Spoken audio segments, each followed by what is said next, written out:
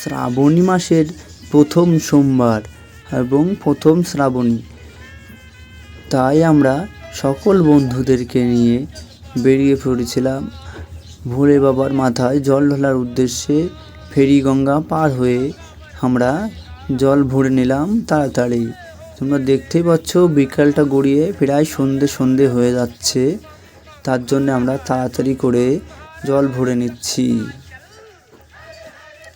জল ভরে নেওয়ার পরেই বাঁকটা রেডি করে সাজিয়ে নিলাম বন্ধুরা মিলে।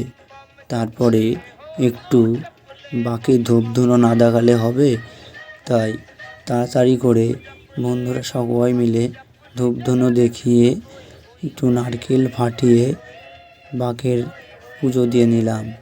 আমরা ভাবতেই পারিনি যে এতটা সন্ধে হয়ে যাবে, তার জন্য আমরা একটু তাড়াহুড়ো করে বেরিয়ে পড়লাম ভোলে বাবার মাথায় জল ঢালার উদ্দেশ্যে।